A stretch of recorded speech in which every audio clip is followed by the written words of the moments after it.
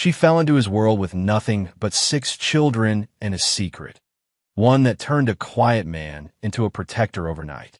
He didn't ask why she ran, but when she told him who was coming, he knew he'd die before letting them be taken. The knock was sudden, 2 sharp thuds, no hesitation, no pause. Just enough force to raise every hair on Levi Holt's neck. He rose from his chair without a word, rifle already in hand, boots hitting the floor with a low thud that carried through the silent cabin. The night beyond his window was blacker than tar, the wind still, the world holding its breath. No one knocked past dark out here, not unless they had a death wish. Or worse, nowhere else to go. He opened the door slowly, expecting a trap, a trick, a mistake.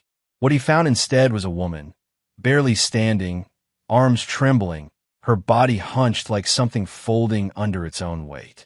Her shawl was soaked through, hair plastered to her face, eyes wide but unfocused. And behind her, 6 children. All sizes, all shapes, none older than 12. They stood in a crooked row like fence posts half broken by weather, faces pinched with cold and fear. No one spoke. The woman's lips moved, but nothing came out. Then she blinked hard, swayed on her feet, and fell straight into his chest. Levi caught her before she hit the ground, his arms locking tight around her shoulders. She clutched his collar, eyes wild now, breath shallow. "They're coming," she gasped. "Please don't let them take my babies." Then she went limp. Levi barely had time to set her down on the floor before the children rushed in behind her. No pushing, no crying, just quiet desperation. The littlest, a girl no older than 3, curled against her mother's side and let out a sound that wasn't quite a sob. The others stood frozen, too cold or too scared to move. He looked at the woman again. Her face was gaunt, lips cracked, clothes threadbare. The oldest boy, tall, gangly, maybe 12, stepped forward like he meant to speak, but his jaw clenched shut and he dropped his gaze instead. Levi didn't need to ask where they came from. It wasn't here. It wasn't anywhere close. He lifted the woman carefully and laid her on the couch near the hearth. Then he turned to the kids. "Get close to the fire. Take your boots off. Fastest way to lose toes is sitting in wet leather." They moved without question. That told him plenty. Children who obeyed without a second thought had learned too early what happened when they didn't.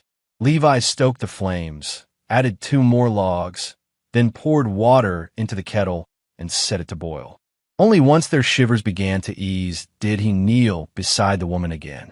Her pulse was there, weak but steady. He draped a blanket over her shoulders, then stood. The boy spoke at last. "She's Margaret," he said. "Margaret Ashe. I'm Caleb." Levi nodded. "You the oldest?" "Yes, sir."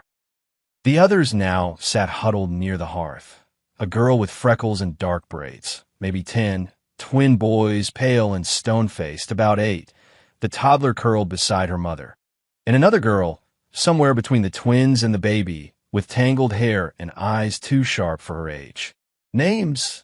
Levi asked. "Annie, Eli and Emmett, Ruth, and Josie." Caleb said it all at once, like he'd rehearsed it in his head 100 times. "All right," Levi said. "They eat lately?" Caleb hesitated. "Not really." That was all Levi needed. He turned back to the shelves, pulled down a tin of beans, some cornmeal, and a bit of dried meat. It wasn't much, but it was hot and ready fast. He set the bowls in front of the kids, and they didn't waste a second. No one spoke while they ate. The fire snapped. The wind scratched at the shutters. And Margaret Ashe lay still on the couch, her chest rising and falling like each breath was a battle. When she finally stirred, Levi was sitting near the stove, carving a scrap of wood with his pocket knife. She opened her eyes slow, blinking against the firelight. "Easy," he said. "You passed out." She tried to sit up. He reached over, steadied her. "Kids are fine. Eating. Warming up." Her shoulders sagged in relief. Then she saw the rifle leaning beside the door. Her eyes locked on it. "Did I say it out loud?" "You said they're coming." Levi's voice was quiet. "Didn't say who." Margaret wiped at her face with a shaking hand. "My husband is dead." Levi said nothing. She glanced toward the children. "He died last spring. At least. I think he did. He left to settle a debt. told us to stay put. He never came back. Levi nodded once. But someone else did. Her voice caught. A man he owed. He said it wasn't about money anymore. He said my husband made promises, offered collateral. Levi's stomach sank. She swallowed. He said we were the collateral. Outside, the wind picked up. Levi leaned forward. How far behind are they? I don't know, Margaret whispered. They followed us out of Morgan's Pass. We cut through the low valley, but the wagon broke. We walked the rest. We've been moving for 6 days. How many men? 3, maybe 4. One wears a red bandana. Always rides ahead. I think he's the one in charge. Levi stood. He crossed the room in 3 strides, pulled the rifle off the wall. Checked it. Loaded it. Quiet, smooth like muscle memory. Caleb looked up sharply. You're going to fight them? I'm going to stop them from walking through that door, Levi said. That's the only promise I'll make. He turned to Margaret. They coming for you or the kids? She closed her eyes. I think they want all of us. For different reasons. That told him more than she meant it to. He walked outside into the cold. The stars were faint behind the clouds, the air sharp enough to sting his lungs. He stood there listening. No off-beats, no voices, but it didn't mean they weren't close. Inside, the children were finally settling. Margaret sat upright now, hands wrapped around a tin mug of tea. Her eyes hadn't stopped scanning the windows. They ever been safe? Levi asked her quietly. She shook her head. You will be now, he said. You don't know that. I know enough. He set extra rounds on the table. Rechecked the latch on the door. Then he did something he hadn't done in years. He dragged the second cot out of the back room, laid it near the fire. Kids sleep here. You take my room tonight. Margaret looked at him, startled. It locks from the inside, he said. They won't get in. Her eyes welled, but she said nothing, just nodded. By the time the fire burned low, the children were asleep, some on the cot, some on the floor, curled together like pups in a den. Margaret stood at the doorway to the bedroom, watching them. Then she turned to Levi. I don't know who you are, she said, but I think you just saved our lives. You don't need to know who I am, he said. You just need to know this place is yours now, for as long as it takes. She stared at him a moment longer. Then she stepped inside and closed the door. Levi sat down beside the fire again. The rifle stayed in his lap. He didn't sleep. He didn't plan to. And when the first howl of a coyote echoed through the hills near dawn, it wasn't fear he felt. It was readiness. Because Margaret Ashe wasn't just running from something. She was running toward a reckoning. And now it had his name on it too. The cabin was still, but peace doesn't last long when men are hunting children. Levi made himself a wall between them and whatever was coming. But even walls can crack, and by the time the sun rose, the past was already clawing at their door. It was Caleb who woke first. His feet hit the floor like he'd never known rest, eyes snapping open and sweeping the room before the light had even reached the windows. He moved with purpose, quiet, careful, not a sound to wake the others. Levi noticed. From his place in the corner, still dressed, still armed, Levi had not closed his eyes all night. Not once. He watched the boy, the way he checked his siblings, tucked the blanket back over Ruth's shoulder, then crept to the stove and stirred the coals. You ever sleep? Levi asked. Caleb jumped slightly, startled to find the man awake. Then he shrugged. Didn't want to. Levi stood and crossed to the stove, added wood with practice motion. You always keep watch. Since Pa left, Caleb said. Somebody had to. Levi didn't say it out loud, but he thought it. This boy had raised himself while raising 5 others. That kind of burden leaves grooves in a child's spine that never really straighten again. He handed Caleb a tin cup. There's coffee, but it's strong. I'll drink it. He did. Didn't flinch. One by one, the cabin stirred to life. Annie blinked awake first, already reaching for Ruth to make sure she was close. The twins were next, sitting up like mirrors, rubbing their eyes in tandem. Josie woke crying, a soft, whimpering noise that stopped the second Margaret touched her cheek. Sure, baby. We're safe, she murmured. Levi didn't miss the way she said it, like she needed to believe it too. He made oats and dried fruit, enough to fill small bellies. Margaret helped serve, though her movements were stiff and careful. The baby hadn't let her sleep much. Neither had the weight of fear. But she smiled where she could, nodded encouragements, kissed foreheads. She was doing everything she could not to fall apart. And Levi saw all of it. "You always live alone?" Margaret asked him once the children were eating. "Mostly. No family." He didn't answer, just turned back to the kettle. That was answer enough. "I'm sorry," she said. "Don't be." The morning passed slow and quiet. But not the kind of quiet that brings peace, the kind that hums just below the skin. The kind that warns you something's waiting on the other side of stillness. Caleb stood by the window most of the time, watching the trees. By noon, Levi saddled his mare. Margaret stepped onto the porch, arms crossed tight. "Where are you going?" "Nowhere far. Just need to check the ridge. Look for tracks." "I thought you said we were safe." "I said no one would walk through that door. Didn't say I'd wait for them to knock." She didn't argue. Just reached down, pulled a small pistol from her coat, and tucked it into her apron. "I'll keep watch here." Levi blinked. "You know how to use that?" "I know how not to miss." He almost smiled. He rode out fast, staying low in the saddle, keeping to the tree line where branches would break his silhouette.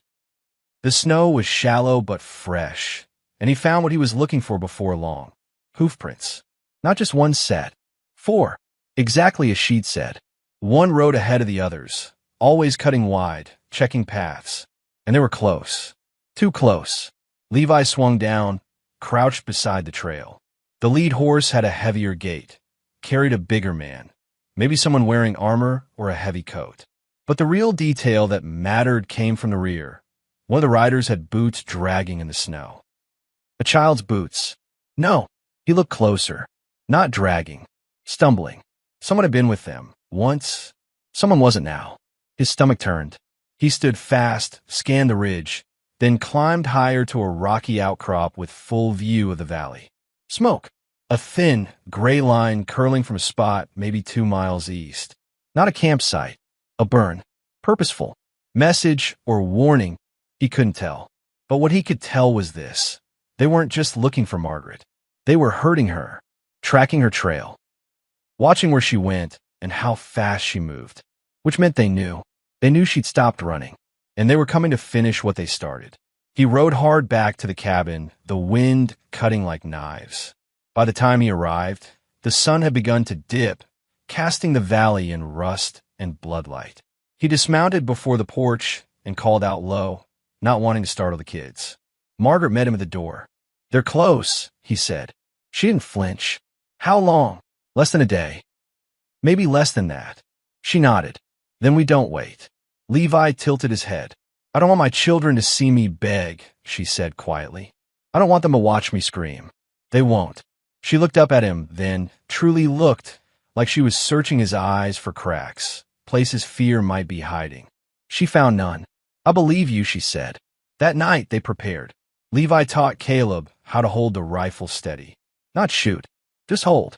Steady hands save more lives than fast ones. Annie watched the door, sharpening sticks with her dinner knife and laying them like traps. The twins tied fishing line to tin cups and hung them outside the windows. Ruth helped Margaret pack bags with food and water, just in case. And Josie, too young to understand, sat in Levi's lap as he carved her a tiny horse from pine. When he gave it to her, she smiled so wide it nearly broke him.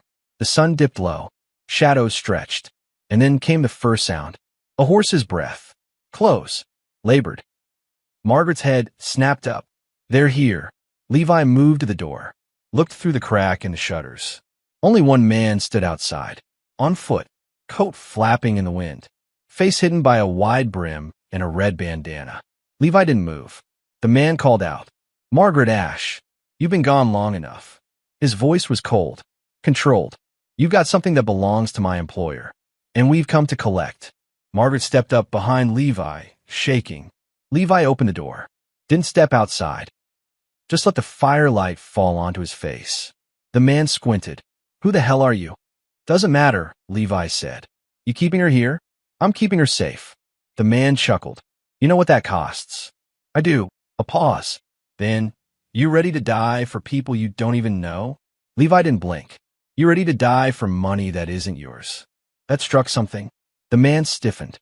He whistled low, and 3 more shapes emerged from the trees, rifles in hand, faces hidden, all of them smiling. They came smiling like men who'd never lost. But Levi had buried too many good folks to smile back. As rifles rose and secrets surfaced, the past clawed its way through wood and fire. Because some debts aren't measured in coin, but in who's left standing. Levi didn't blink. He didn't speak. Just kept the door open wide enough to see them all. 4 men. 1 with the red bandana, the talker, the leader. The other 3 fanned out slow, deliberate, like they'd done this before. Like they expected it to end quick. Margaret stood behind Levi, barely breathing. "You've got children in there, don't you?" the red bandana man called, almost cheerfully. "Shame to let him see things they'll never unsee. Why don't you send him out now? Real peaceful-like, and we'll make this quick. No need for screaming." Levi's voice was quiet. "You ain't here to make anything quick. You're here to collect property. Problem is, there's no property in this house. Only people. And you'll be dead before you cross the porch." The man took a single step forward. Levi raised a rifle slowly, almost lazily, and the man stopped cold. "All right then," the leader said. "Have it your way. We'll be back at dawn." That gives you time to explain to her what happens when you try to cheat men with no patience left. He turned, walked back toward his horse without looking back. The others followed, disappearing into the trees with the kind of confidence that came from years of unchecked violence. Levi waited until the woods swallowed them. Then he shut the door. Inside, the cabin was silent. Even the children had gone still. Josie clung to Annie's side, her little hands fisted tight in her sister's shirt. Caleb stood by the window, pale but steady. Margaret finally found her voice. "You think they'll come back?" "They will," Levi said. "And they won't knock next time." "What do we do?" He looked at her. Really looked. "That depends. You want to run again?" Her mouth trembled. Then she shook her head. "There's nowhere left to run. Then we make a stand." That night was spent preparing. Reinforcing windows. Moving furniture. Levi showed Caleb how to load a rifle, how to aim, how to count your shots in your head, so you never found yourself empty when it mattered most. The boy nodded through every word, not because he understood, but because he knew there wasn't time not to. Annie took the kitchen knives and hammered them into the tops of planks. The twins laid more tripwires. Ruth and Josie stayed close to Margaret, who wrote a note and tucked it into the lining of her coat, just in case. "What's in the note?" Levi asked. Margaret didn't meet his eyes. "If they get me, you make sure the kids get out. This tells whoever finds them who they are, where they come from, that they're worth saving." "You think I'd let that happen?" "I don't think you'd have a choice." They both knew she was right. Levi had survived battles before, fought in a war where men learned too late that courage didn't stop bullets. This fight wasn't fair, but it wasn't unwinnable. At midnight, the snow started again, light but steady. A quiet hush fell over the valley, muffling the sound of breath and footsteps. The storm was a blessing, cover for movement, cover for escape. If it came to that. Levi stayed up, back to the fire, eyes on the windows. Margaret lay near the children, but didn't sleep either. Every so often their eyes would meet across the cabin. No words, just a steady, silent pact. Whatever happened, they'd fight together. And then, just before dawn, Ruth screamed. Levi was on his feet before the sound finished echoing, rifle up, heart pounding. The window had shattered. A rock. No, not a rock. A bottle, still leaking fire, lay in the middle of the floor. Flames clawed up the rug. Smoke filled the air. "Get them out," he barked to Margaret.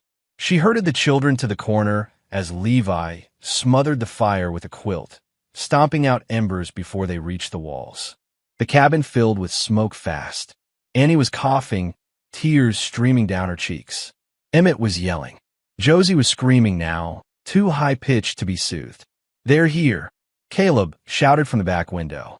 Levi didn't hesitate.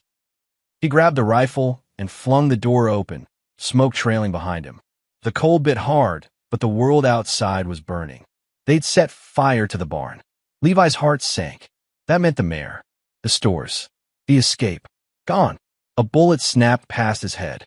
He ducked and fired back. One of the men darted behind a tree. Then came the sound Levi hadn't wanted to hear. Bootsteps on the porch. They were trying to circle to the back. He turned just in time to see a shadow in the window. Caleb raised the second rifle, trembling. "Wait," Levi said, but it was too late. The boy fired. The figure dropped. Levi shoved the boy aside and rushed out the back door. What he found stopped him cold. It wasn't one of the men. It was a boy, 17, maybe 18, holding a rusted knife and a revolver with no rounds left. His shirt was soaked with blood. He wasn't one of the attackers. He was running from them. The kid gasped once, coughed blood, and tried to sit up. Levi knelt beside him. "Who are you?" The boy wheezed. "Name's Simon. I ran. They took my sister. Said I was too old to sell." His eyes fluttered. "They're not just after Margaret. They've got others. Women. Kids. Shack in the canyon." And then he died. Levi stared at the boy's face for a long second. Then he rose and walked back into the house, his hands covered in someone else's blood. Caleb met his eyes. "Did I?" "No," Levi said. "You didn't shoot him. He was already bleeding out." A lie, but a necessary one. Inside, the smoke was clearing. The children were silent again. Margaret's eyes locked on Levi as he wiped the blood from his hands. "They've got others," he said. Her jaw clenched. "I should have known it wasn't just me," she whispered. "It's not. What do we do now?" Levi looked at the children, then at the flames licking the barn to its bones. "We go to them before they come to us." "You mean attack?" "I mean free whoever's left and burn that shack to the ground." "Can we win?" "I don't know," Levi said, "but I know what it feels like to lose. And I won't let these kids feel it too." Margaret stepped forward, picked up the rifle Caleb had dropped. "Then let's finish this." They were no longer defending a cabin. They were hunting down a wound festering in the valley. Levi and Margaret set out before sunrise, the 6 children watching from the doorway, knowing too well what it meant when grown-ups didn't say goodbye. The trail to the canyon cut east, through narrow gulches and thickets of sage. Levi moved fast, boots kicking through ash-lace snow, his rifle slung tight, and eyes scanning every ridge. Margaret followed, her steps light but sure, the borrowed rifle resting against her shoulder. She hadn't asked to come. She'd simply picked up the weapon and said, "You'll need someone who doesn't flinch." They moved in silence, not because there was nothing to say, but because every word would cost more than they could afford. The barn had gone up like tinder. Supplies, escape, all of it lost. And behind them, 6 children sat in a cabin with smoke-stained lungs and eyes wide from what they'd already seen. There was no safety left to offer, not unless they burned out the sickness that had taken root below the canyon. About a mile in, they found the first sign. Boot prints, horse tracks, and a tarp, bloodied and discarded, tangled in the roots of a juniper. Margaret crouched beside it, fingers brushing the torn edge. "This was ours," she said. From the wagon. "They've been watching since the pass," Levi muttered. "Like wolves." They kept moving. By late morning, the wind picked up again, gusts that sliced between rock faces and turned every shadow into a potential rifle barrel. But Levi knew how to track through fear. He read the land like scripture, the way branches bent, the shift in hoof prints when a rider dismounted, the faint indentation of a dragged boot that told him someone had tried to run. Around a narrow bend, they came upon the canyon. And there it was, the shack, low and hunched between 2 spines of rock. Smoke rose thin and bitter from a crooked chimney. One horse was tied out front, tack still on. Another stood near a tree, stamping impatiently. A lantern hung on a hook outside the door, even though the sun was full overhead. That's how Levi knew. They didn't expect company. They were home. He ducked low behind a fallen tree. Margaret crouched beside him. "How many?" She whispered. "Can't see yet, but we know there were 4. One's likely keeping watch, maybe in the trees. We wait for night. We wait for movement." And sure enough, it came. A man stepped out of the shack, yawning, gun tucked into his waistband like an afterthought. He stretched, spat, and shouted something back inside, something about stew and heat. Then he turned and walked toward the horses. "Want me to take the shot?" Margaret asked, already raising her rifle. No, Levi said. Wait. A second man emerged. Tall, broad, carried himself like a man who liked hurting things. He lit a cigar and leaned against the doorframe, talking to someone inside, laughing. Then the door swung open, and a girl stepped out, not older than 15. Her hand were tied, her cheek bruised deep purple. She wore someone's oversized shirt, barefoot in the snow. Levi felt something burn in his chest. Not rage. Not yet. Something older. Something more dangerous. Remorse. He hadn't gotten there fast enough. The second man barked at the girl, kicked snow at her feet, then dragged her by the elbow toward the shed behind the shack. That was it. Levi rose. Now. They moved. He hit the first man at the horses with the butt of his rifle before he even knew someone was there. The second turned at the sound, mouth already forming a curse when Margaret's bullet caught him high in the chest. He dropped like an axed tree, the cigar tumbling from his lips and landing in the snow. The girl screamed. Levi ran to her, cutting the ropes from her wrists as her whole body shook.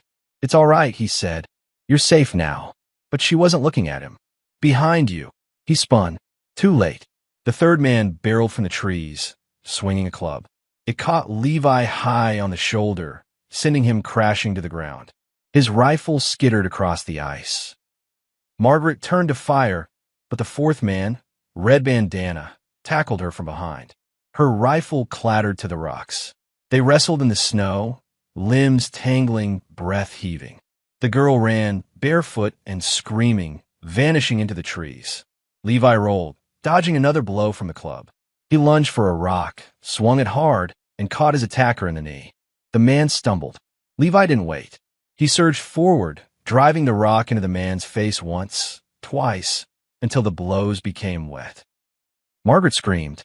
Red bandana had her by the throat now, shoving her into the side of the shack. Should have stayed with your brats, he hissed, cocking his pistol. Levi didn't think. He moved. He grabbed the fallen rifle. One shot. Red bandana's head snapped back.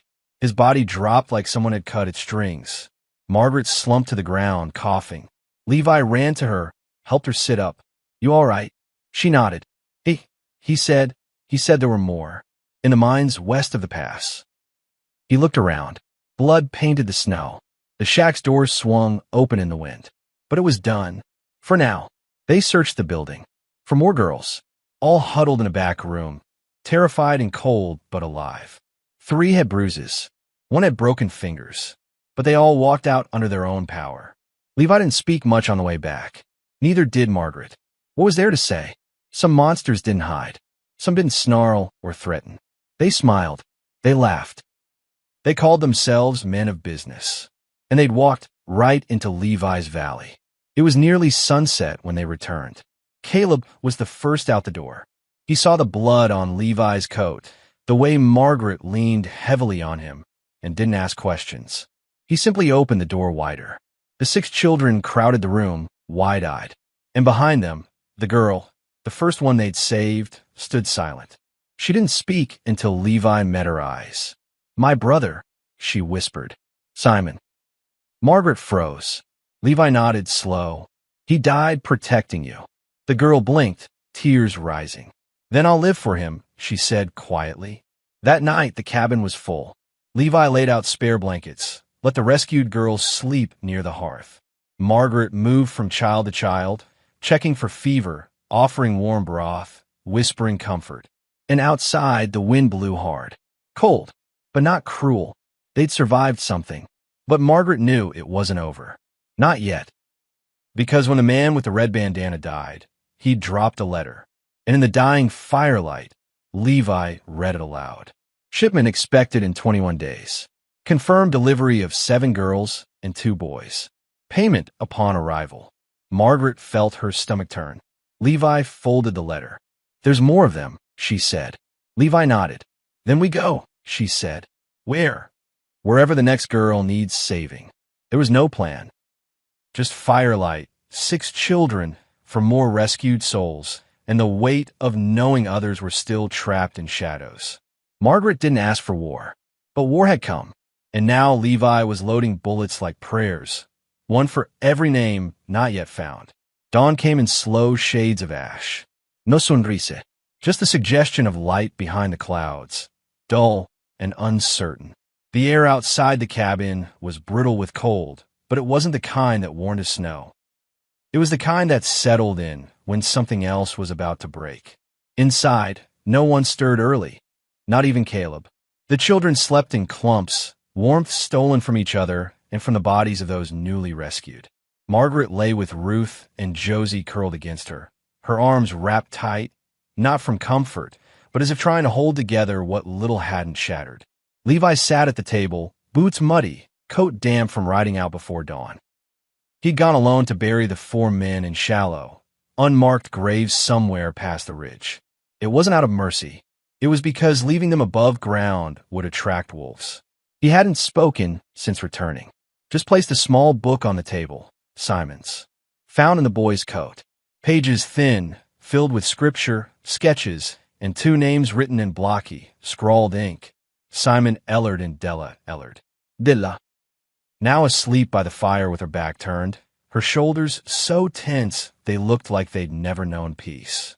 Margaret stirred first. Her voice was hoarse. "You're back." He nodded. "Did you?" "They won't get up again." She sat slowly, careful not to wake Ruth. "And the book?" Levi said. "Might help her later. For now, she doesn't want to remember."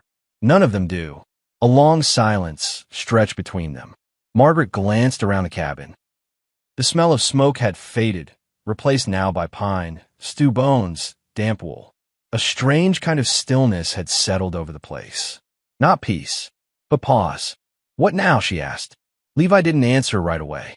He stood and went to the window instead. Watched the tree line. Listened. "There's more," he said finally. "You think so?" "I know so."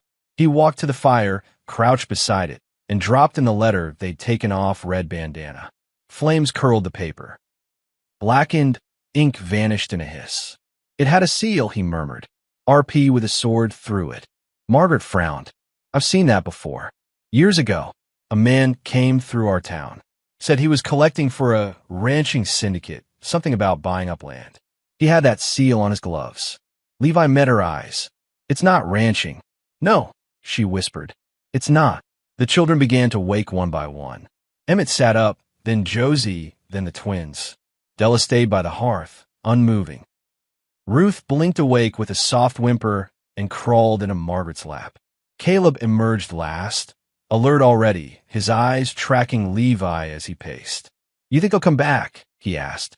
Levi didn't sugarcoat it. "Yes."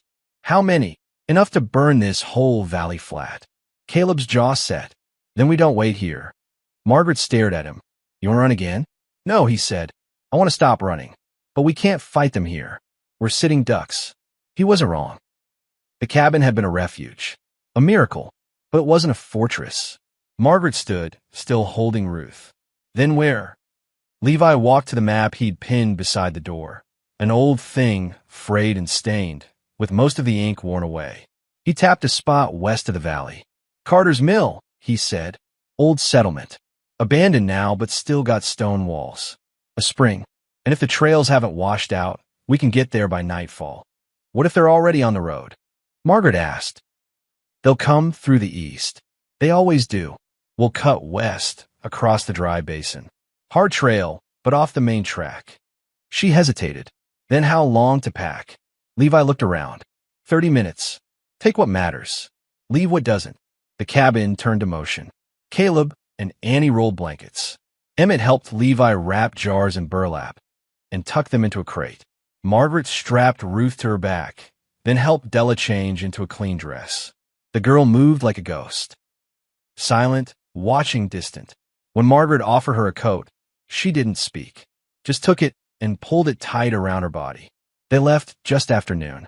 The walk was brutal. No path, just snow-packed ridges, hidden gullies, and frozen creek slick as oil. Levi led, cutting through drifts and pulling Josie along when her legs gave out. Margaret came second, carrying Ruth and guiding the twins, while Caleb and Della brought up the rear. Della said nothing. Caleb talked quietly, mostly about nothing at all. How many birds he saw, the shape of the clouds, whether stew would taste better with salt if they ever found some again. The girl never replied, but she listened, Around dusk, the basin spread open before them. Levi stopped and pointed to a cluster of low buildings wedged between a rise of stone and a crooked stand of pines. Carter's Mill, he said. It didn't look like much. 3 main structures, walls leaning like drunks. A well long since dry, but the wind was blocked and the place was hidden from the trail. Most important, it had a cellar. They took shelter in what used to be the meeting hall. The roof held, the door latched. The cellar below was musty but dry. They ate jerky and oats by firelight. The children curled up close, too tired to talk. Margaret cleaned Ruth's feet and checked Emmett's palms for splinters. Then Levi said something no one expected. "We can't stay here more than a night." Margaret stared. "We just got here. They'll track us, and we're not the only ones running. You think there are more camps?" "I think there are more letters." He pulled something from his coat. A badge. Margaret took it slowly. U.S. Marshal. Levi looked tired. "Not anymore," he said. "Haven't worn it in years. Didn't do much good. But someone out there is organizing these camps. Deliveries, routes, buyers. That takes infrastructure. You were investigating this?" "No," he said. "I failed to. A long time ago." Margaret's voice softened. "Who did you lose?" "My sister," he said. 19. She vanished near Prescott. I searched every trail from here to Durango. Found her grave 5 years later in a canyon no one marked. No name on the stone. Just a bracelet I carved for her when we were kids." Margaret reached out and placed a hand on his. And still he didn't flinch. "You think they're still operating across counties?" she asked. "I know it." That letter didn't name Bitter Hollow. Didn't even say Ash. Just the number of goods. They didn't know who. Just what. Margaret's mouth was dry. "How do we stop something that big?" "One camp at a time." She nodded slowly. "But not with children in tow," he added. "You and I can ride. Leave them with someone safe." "Who?" "There's a widow in South Point. Runs a boarding house. No questions. Keeps a loaded shotgun above the stove. She'll take them." "You sure?" "No. But I trust her with my life." That night, after the fire died low, Margaret walked outside alone. She looked up at the stars, clear, sharp, uncaring. Ruth's weight had left her back hours ago, but her shoulders still felt it. Levi joined her. "We ride at dawn," he said. "Just you and me. Caleb will stay here until we return. And if we don't, then he knows where to take them." He held out the old marshal badge. "You'll need this." Margaret hesitated, then took it. The metal was cold. Heavier than it looked. Inside, a child whimpered in their sleep. Neither of them moved.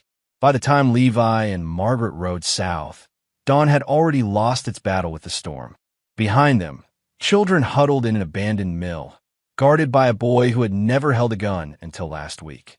Ahead lay a world carved by rot. Names whispered, children traded, justice sold by the barrel.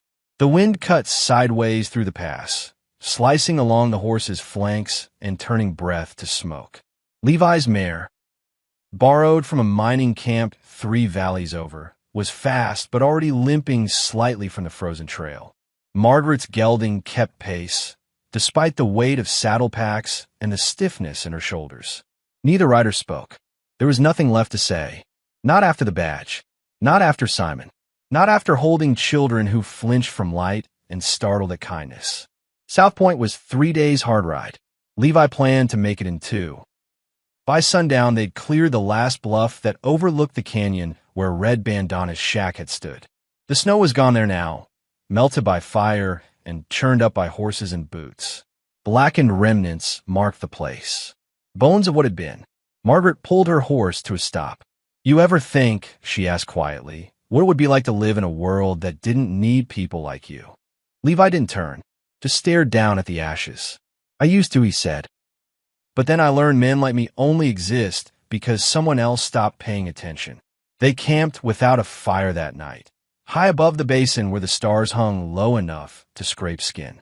Levi stayed awake long after Margaret's breathing had slowed, polishing the rifle that had belonged to his father and memorizing the routes he'd once chased bandits through, back when he wore the badge for real.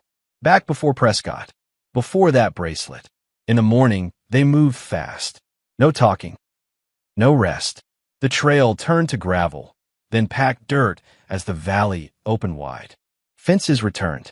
Smoke from real chimneys. The illusion of safety. South Point rose in the distance like something built too fast and too proud. A handful of buildings ringed a central church. Horses drank from a trough near the saloon. And on the far end, past the mercantile, past the stage house, stood a tall, sloped-roof boarding home with flower boxes frozen stiff and a single rocking chair on the porch. A woman sat in it. Levi dismounted and handed Margaret the reins. "You stay here," he said. "I thought you said you trusted her." "Edo. But trust doesn't mean showing up with strangers unannounced." He stepped onto the porch. The woman didn't rise. She was older than Margaret had expected. Silver hair plaited and wrapped into a bun, a wool shawl draped over her shoulders, eyes so sharp they made Levi seem tired. "Marshall," she said. "Not anymore. You still got the look." He handed her a folded scrap of parchment. She read it once, twice, then looked up. All of them. Every last one. The woman didn't flinch, just nodded once and said, "Bring them." Back at the mill, Caleb watched the ridgeline like it might explode. Della sat beside him, sharpening sticks in a makeshift stakes and not once speaking unless spoken to.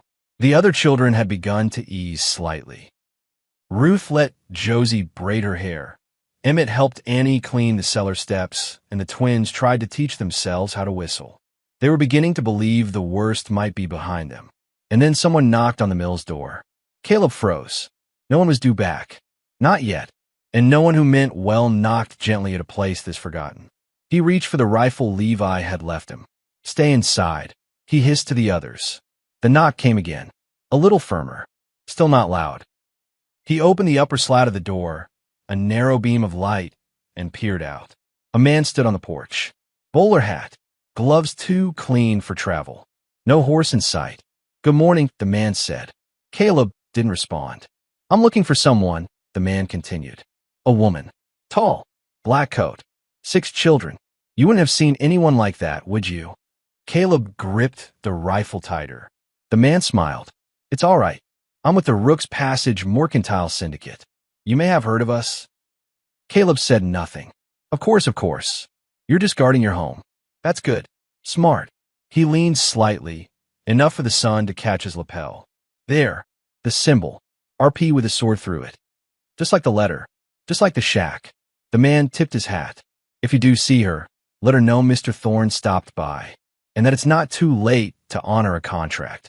Then he turned and walked back down the path, disappearing into the trees like smoke. Caleb bolted the door. By the time Levi and Margaret returned with the children, night had fallen again. The boarding house lights glowed from every window, warm and soft. Inside, the woman, Miss Ida, she said, had already prepared 3 rooms. Blankets folded, soup boiling, and not one question asked about scars or bruises, or why Emmett couldn't sleep without the rifle Levi gave him. Margaret pulled Levi aside in the kitchen. "While you were out, I asked around town," she said. He raised an eyebrow. "There's a name that keeps coming up. Gregory Valley." Levi's expression darkened. "I know the name," he said. "Who is he?" "Used to run cattle. Now runs men. And if the Rook's Passage seal's involved, he's likely the one signing checks." "You think he's in town?" "No, but he'll have agents here. He's expanding, new rail lines, new land. Needs a labor." Margaret went still. "Children." Levi didn't answer. She stepped closer. "What would happen if we cut off one of the routes? Derailed one of their shipments?" He met her gaze. "They'd come for us." "Good," she said. That night, Caleb sat on the porch with Emmett and Annie. Levi gave them each a piece of bread, then dropped a map on the table beside them. "You're not kids anymore," he said. "Not out here." Caleb nodded. "We already knew that." And when Levi turned, Emmett said something that made him pause. "When do we fight back?" They left as shadows and returned as fire. With Levi and Margaret came a reckoning long overdue.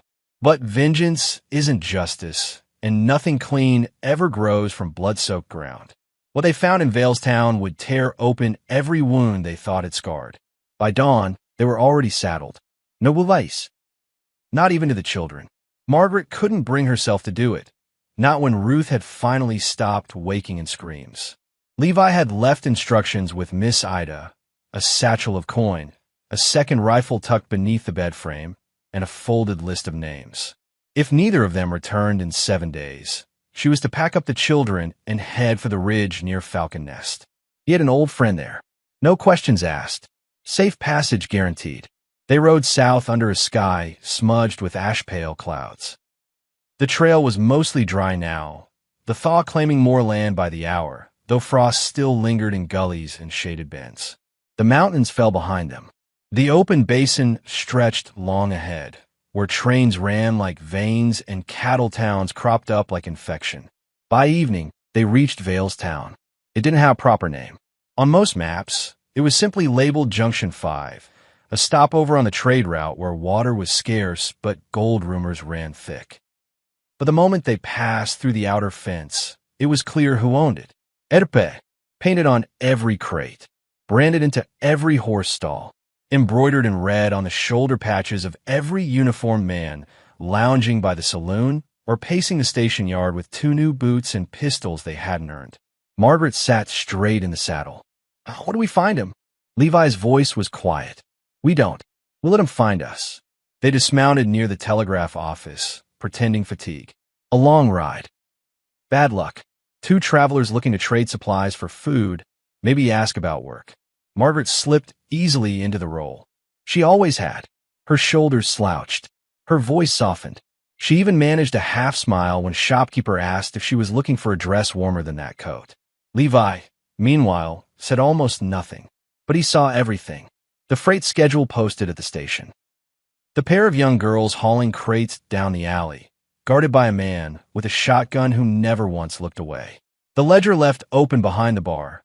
Lists of cargo, dates, numbers scrawled too neatly. Room for 2? Levi asked, tossing down a silver dollar. The barkeep didn't blink. Top of the stairs. Don't lock the door. House rule. That told Levi all he needed. They waited until midnight. Then they moved. Margaret picked the office first. The RP building across from the saloon.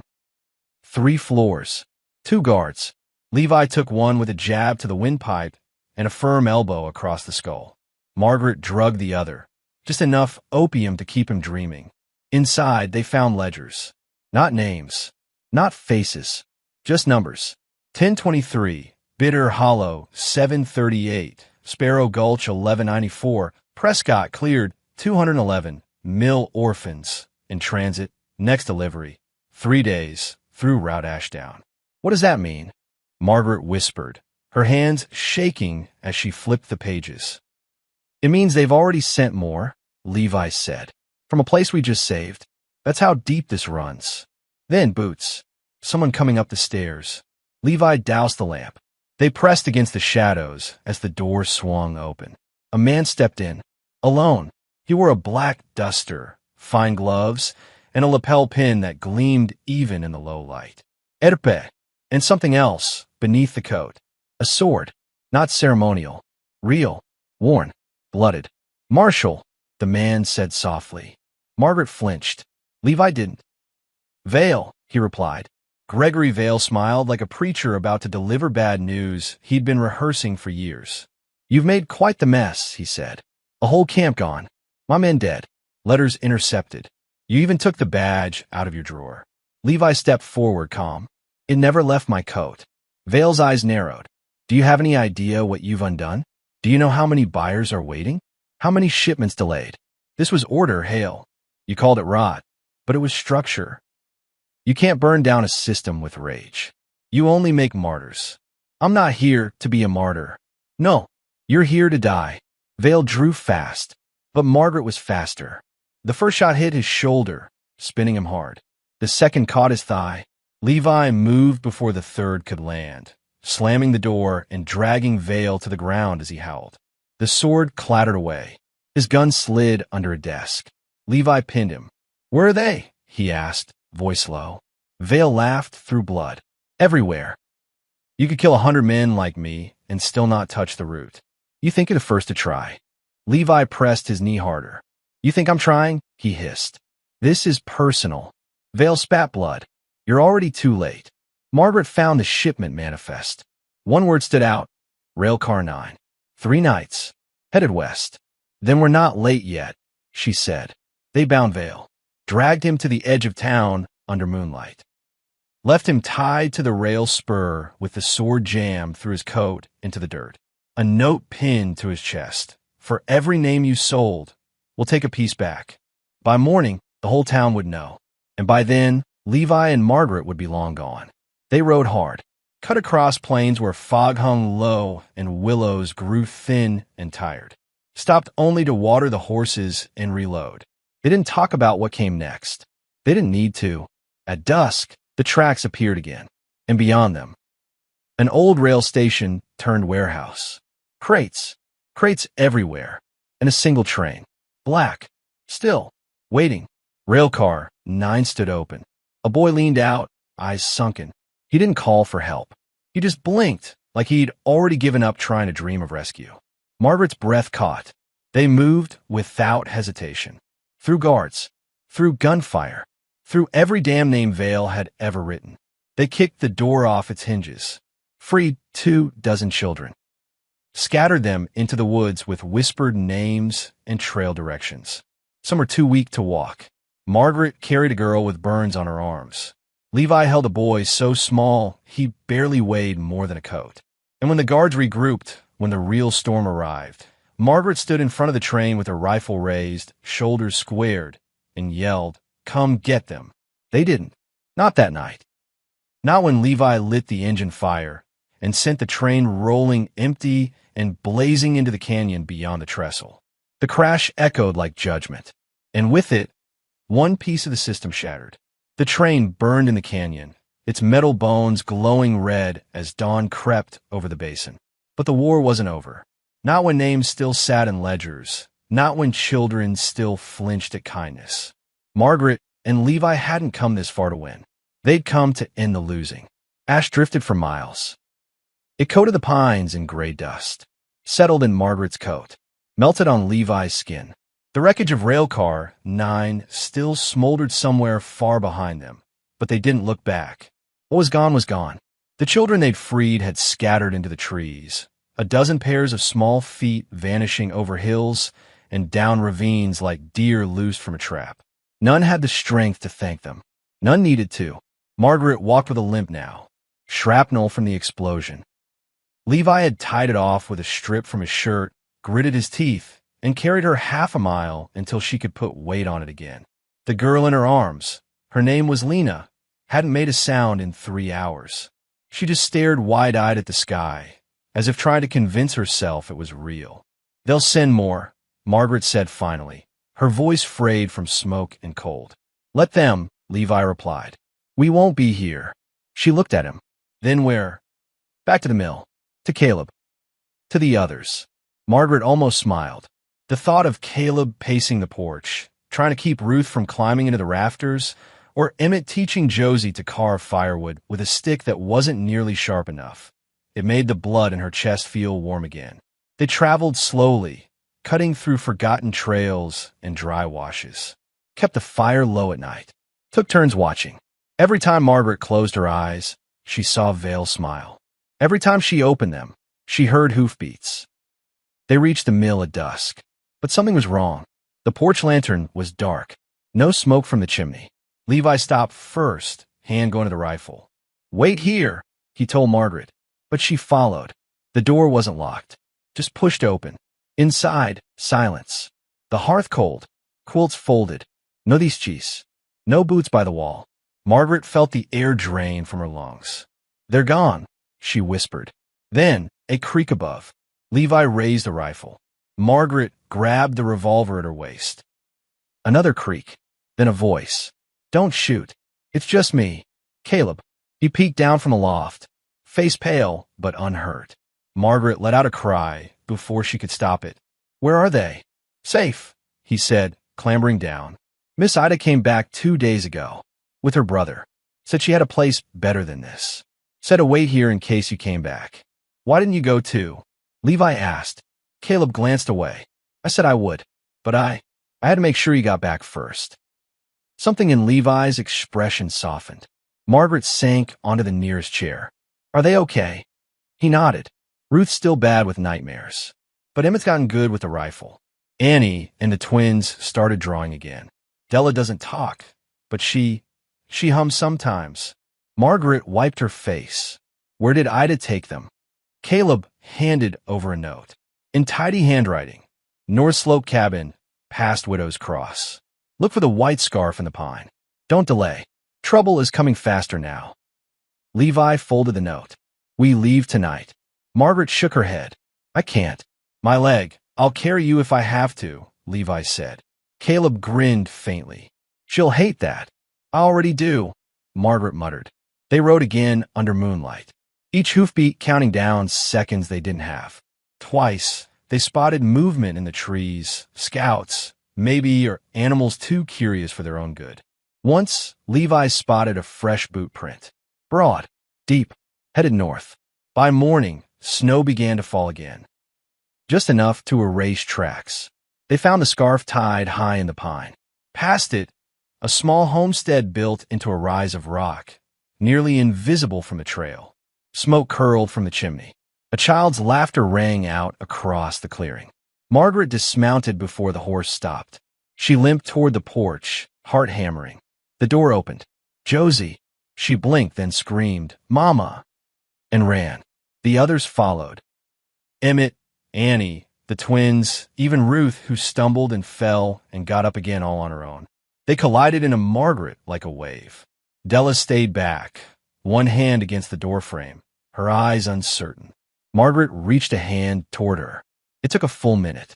Then Della stepped forward and gripped it. Tight. Inside, Miss Ida stood with arms crossed, brow furrowed. You took your time, she said. Levi nodded. We burned their rail. She exhaled. Well then, sit down. I've got stew. The children buzzed around the cabin like bees let back into spring. Margaret sat by the fire, unable to speak for a long while. Just held Ruth and watched Emmett show off a clumsy knot he'd tied. Watched Annie braid Josie's hair. Watched Caleb try not to cry when he saw Della smile, just for a second. Levi poured coffee. Did we win? Margaret asked him, finally. He didn't answer at first. Then, we bought time. For them. She nodded. Outside, snow fell thicker now. A quiet, steady fall like the land was finally exhaling. Levi rose and walked out to the porch. Margaret followed. From the ridge, smoke curled, different this time. Controlled. Someone had started a burn. Probably a crew from another town. Maybe to clear brush. Maybe to hide something. We're not done, are we? Margaret asked. No, but they'll be safer now. He looked back at the cabin, at the sound of Emmett's laugh, the clatter of boots, the thud of something falling over. Safer than they were yesterday. She reached into her pocket and pulled out the badge. I don't want it, she said. Neither do I. But someone's got to carry it. Levi took it, turned in his palm. The metal gleamed even in the low light. Not for justice, Margaret said. For memory. He nodded. The wind picked up slightly. More snow on the way. But the cabin held. Inside, a dozen second chances clung to life, to each other. And outside, two tired souls stood shoulder to shoulder. Not because they were whole, not because they were strong, but because they had learned that sometimes survival was its own kind of war, and choosing to love after everything was the bravest weapon of all.